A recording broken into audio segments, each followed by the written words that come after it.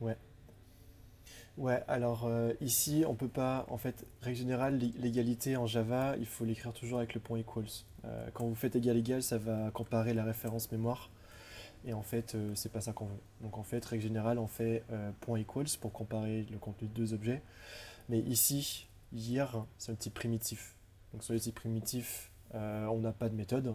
Donc là, dans ce cas-là, on va bien utiliser le égal égal. Je fais juste un petit rappel sur cette partie-là. J'avais pas démarré l'enregistrement, donc vous allez avoir un petit début de manquer.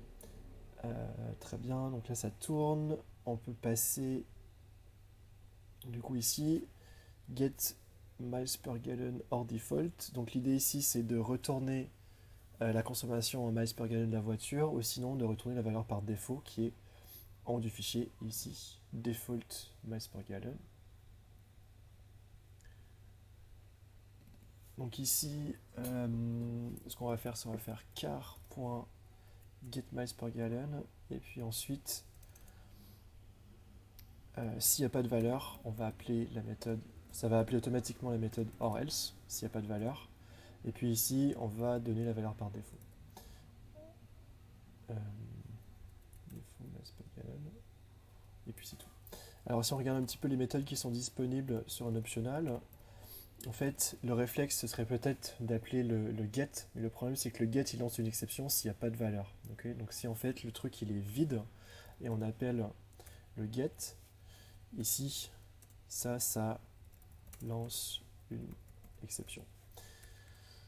Du coup, on serait peut-être tenté de faire cars.milespergallon, et puis là d'appeler euh, is present, par exemple, et là de faire un if, et de mettre ce machin-là à l'intérieur.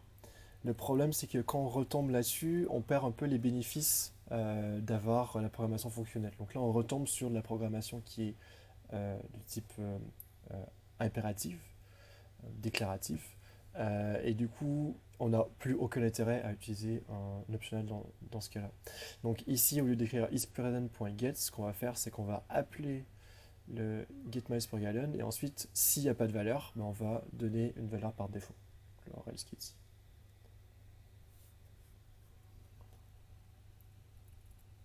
Ouais, il est en haut du fichier. Je vous l'ai donné en fait. On aurait pu appeler une autre méthode. On aurait pu faire aussi return.milespergallon.orelstro. Donc ça, je l'ai déjà utilisé dans le code de comment ça s'appelle cities. Et en fait, du coup, orelstro, c'est si la valeur est nulle, bah, ça va lancer une exception. Dans certains cas, c'est bon. Donc en fait, si par exemple vous cherchez un ID, vous attendez que l'objet derrière cet ID-là est présent, bah, du coup c'est une bonne manière d'utiliser, en fait on sait bien utiliser cette méthode-là. Dans notre cas, nous on sait qu'on va avoir des nuls.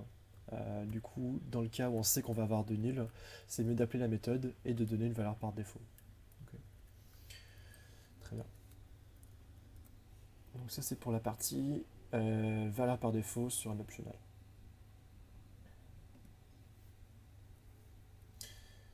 Est-ce qu'il y a des questions là-dessus? Je vais exécuter le test pendant ce temps-là.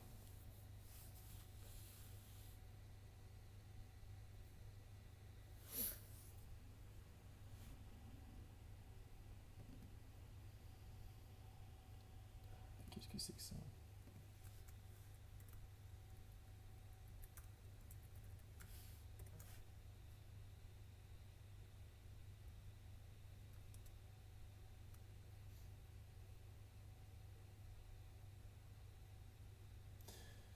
Ok, donc on va passer à l'autre.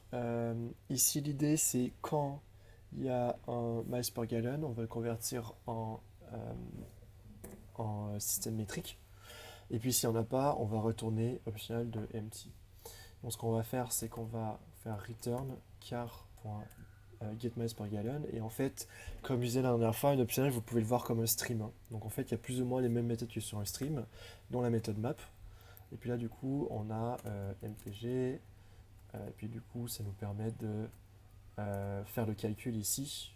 Donc je vais pas l'écrire, je vais juste faire ça. Euh, puis normalement, on peut juste retourner ce machin-là. Je vais juste, du coup, récupérer ce que j'avais écrit avant. Donc en fait, s'il y a une valeur, le contenu de map va être exécuté et du coup, on va retourner le système métrique. Et puis, s'il n'y a pas de valeur, ça va retourner un optional vide.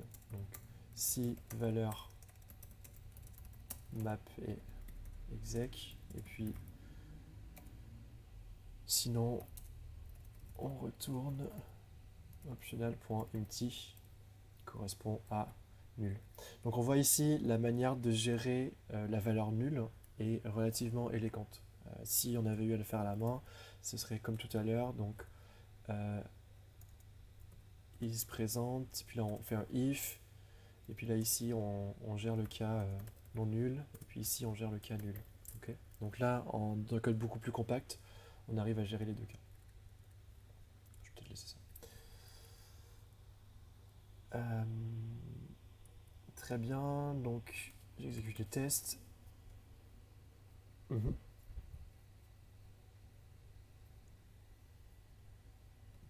Ok, en fait, ce qu'on cherche à écrire comme code, je vais te l'écrire à la main. Donc c'est miles per gallon is présente. Donc si on a une valeur, ce qu'on va faire, c'est qu'on va faire return et puis tout ce machin là. Donc là c'est car.miles/gallon.get. Ça va pour cette partie là. Donc en gros, si il y a un miles per gallon qui est présent, ok, bah du coup on fait notre calcul et puis on le retourne. Et puis sinon, s'il n'y a rien, bah du coup en fait on va faire retourne optional.empty. En fait là c'est optional of. Est-ce que du coup tu comprends ce code là avec le if? Donc en gros s'il y a une valeur on fait le calcul et si on n'a pas on retourne vide.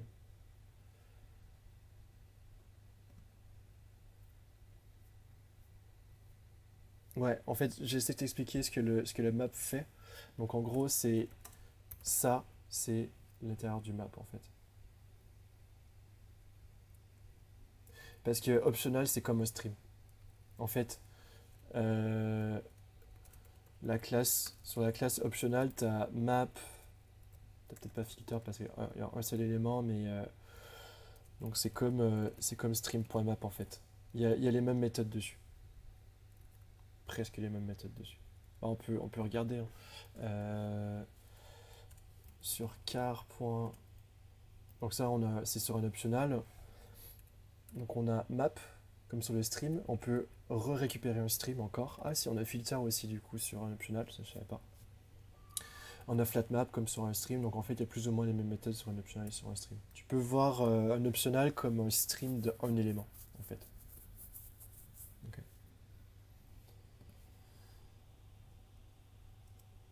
Très bien. Donc là l'idée c'est de sommer les miles per gallon pour une brand.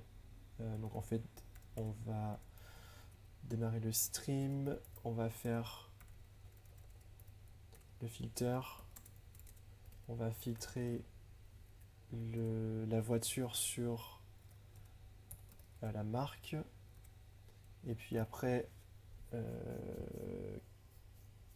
qu'est-ce qu'on va faire?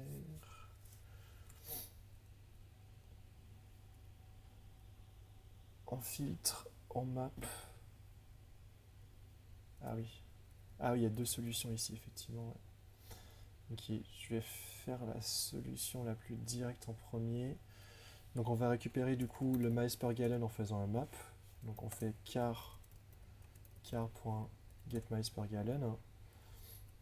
Et puis ensuite, on récupère le miles per gallon. Et puis on va récupérer la valeur. Et si c'est pas la valeur, en fait, s'il n'y a pas de valeur, on va sommer 0. Ok. Et puis du coup, ouais, du coup on va faire un reduce après. Donc on va faire un reduce. Donc on récupère A qui est current value. Puis du coup on fait accumulateur plus current value.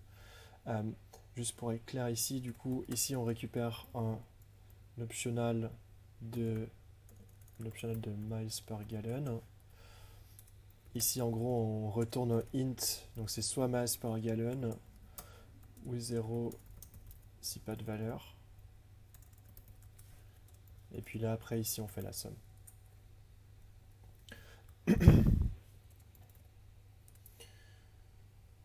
Donc ça fonctionne. Ici, on a le droit d'utiliser une méthode référence, donc on peut l'écrire comme ça aussi. Et puis là, on peut aussi utiliser une méthode référence, donc on peut l'écrire comme ça aussi. Donc ça, c'est une manière de l'écrire. On va juste vérifier que ça fonctionne. Il y en a une deuxième qui est un peu particulière, mais vous allez peut-être voir un jour, donc je vous l'écris. En fait, il y a un autre type de stream qui s'appelle le int stream, qui est un stream pour les int. Et en fait, sur les streams sur les int, il y a une méthode qui s'appelle sum. Pardon. Donc ici, on fait map to int. Donc on va faire car point get miles per gallon 0. Et puis là, ici, on a une méthode qui s'appelle sum. Par contre, je crois que sum retourne pas d'optional, donc il faudrait le convertir éventuellement. Donc ça, c'est un petit peu plus court, mais en fait, ça vous oblige de passer par un truc qui s'appelle un int stream, que j'ai pas encore présenté, et qui honnêtement est un peu chelou. Donc c'est peut-être pas nécessairement le premier réflexe à avoir. C'est probablement cette syntaxe-là qui sera préférée. Il y a une différence de perf entre les deux, mais c'est pas vraiment important. Est-ce qu'il y a des questions sur celui-là?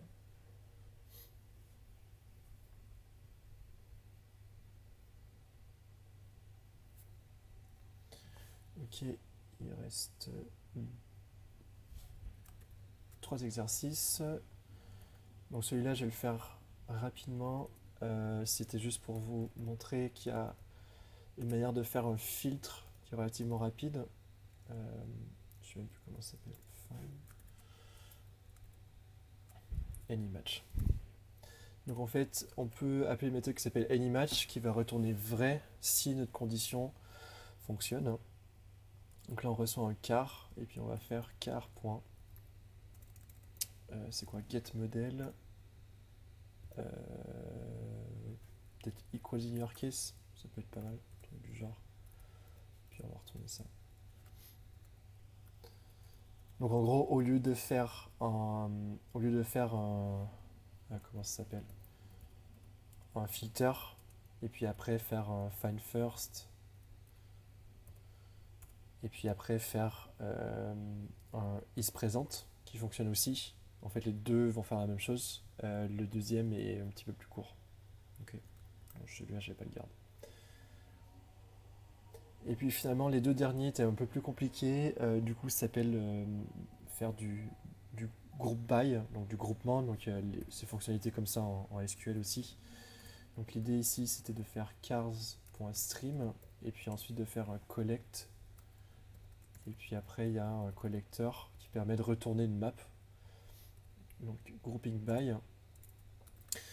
Donc ça va faire un groupement par catégorie. Donc là, on va recevoir un car et on va faire car.getHere.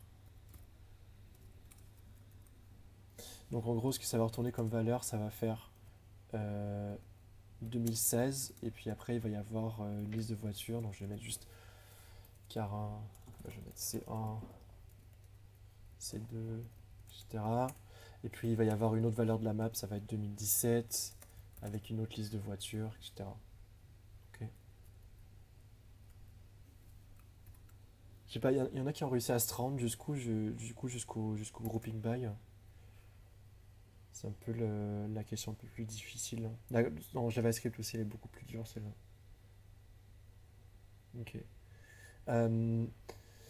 Le group by, c'est un truc relativement utile, autant en SQL qu'en programmation fonctionnelle en général, mais c'est pas nécessairement toujours évident. On va voir tout à l'heure en JavaScript, c'est vraiment carrément pas évident à faire. Et puis le dernier, du coup, en gros, c'est la même chose que celui-là, c'est juste qu'on va réduire la partie droite pour compter le nombre d'éléments au lieu de retourner une liste.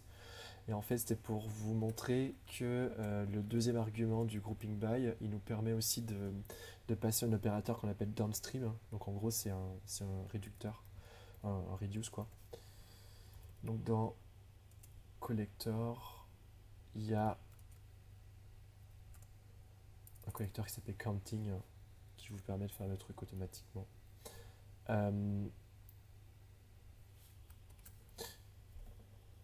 Ça fait une mini introduction sur le grouping by. On pourrait en faire beaucoup plus sur cette partie-là, mais c'est pas nécessairement important d'aller très loin là-dessus. C'est plus pour que vous voyez un petit peu qu'on peut aussi gérer les maps, du coup, aussi avec l'API de stream. Est-ce qu'il y a est-ce qu'il y a des questions du coup sur la partie Java?